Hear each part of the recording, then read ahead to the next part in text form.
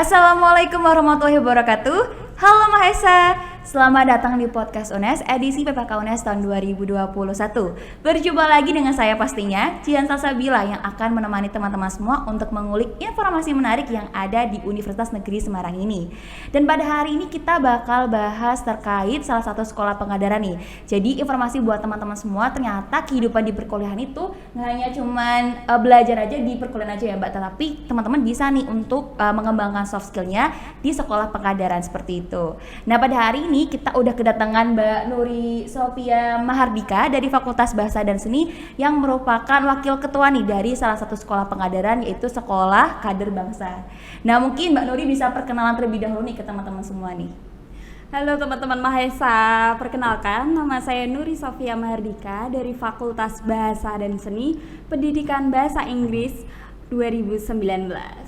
Oke, jadi nih gimana nih Mbak kabarnya? Baik banget, alhamdulillah. Kira-kira kesibukannya seperti apa nih Mbak di pandemi kayak gini? Cukup sibuk, kita banyak kegiatan walaupun ada kendala online dan kendala pandemi ini ya. Kita tetap ada kegiatan mulai dari seperti pengabdian tetap ada, dan kita pengabdiannya mungkin lebih dengan webinar online seperti itu. Ya kurang lebih sekarang berusaha produktif di antara pandemi ini.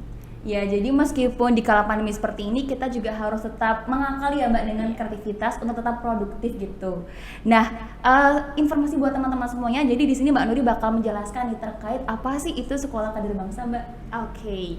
Terlihat banget ya itu dari namanya Sekolah Kader Bangsa, Kader Bangsa. Nah, itu sudah jelas bahwa sekolah ini itu merupakan sekolah pengkaderan di mana nanti mengkader teman-teman khususnya mahasiswa baru untuk menjadi mahasiswa yang baik dan juga berjiwa kepemimpinan, kurang lebih seperti itu.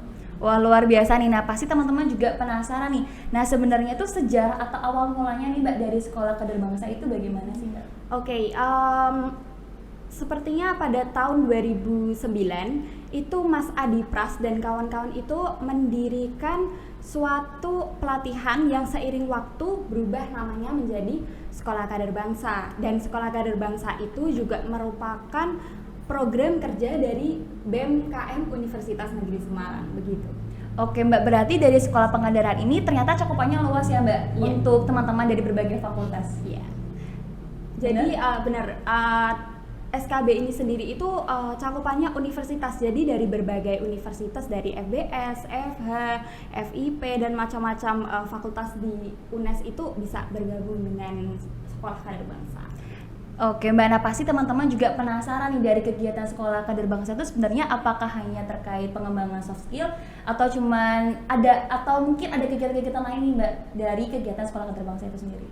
Oke, kita itu nggak cuman pengembangan diri dan potensi ya, tapi juga ada kegiatan seperti pengabdian, kegiatan seperti berjualan, berwirausaha, kegiatan banyak kok kegiatannya itu. Yang pada intinya bagaimana caranya kita bisa menemukan potensi diri kita atau mungkin potensi yang tersembunyi itu gitu. Jadi di SKB ini menjadi langkah awal kita untuk menemukan potensi diri kita, menemukan jati diri kita yang sebenarnya dan terus berkembang seperti itu.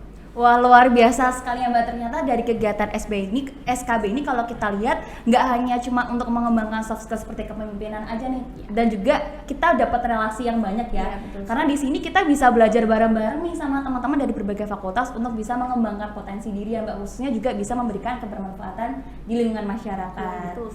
Nah, buat Mbak Nuri sendiri pasti kan pernah ikut SKB nih.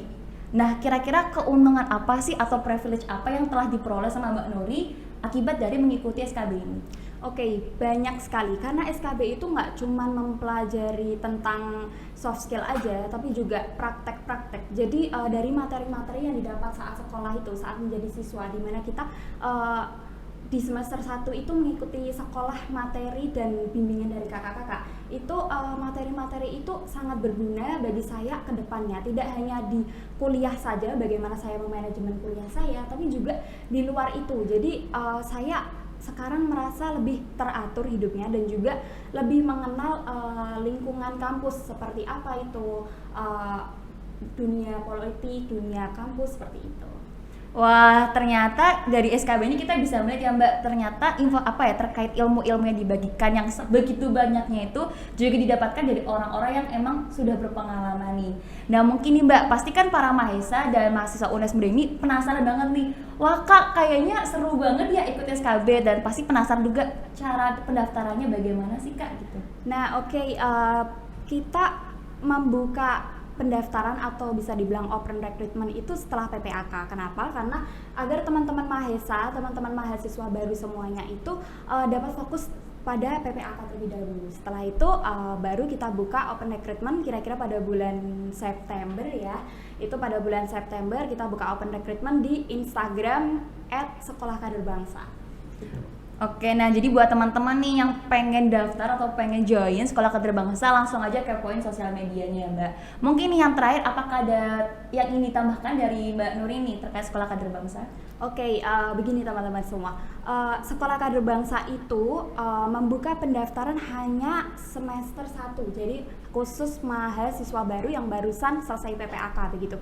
Jadi jangan sia-siakan kesempatan ini di mana teman-teman bisa memulai langkah awal, memulai mempelajari hal-hal baru tentang dunia perkuliahan begitu. Jadi teman-teman tetap semangat PPAK-nya dan jangan lupa untuk daftar di SKB nantinya.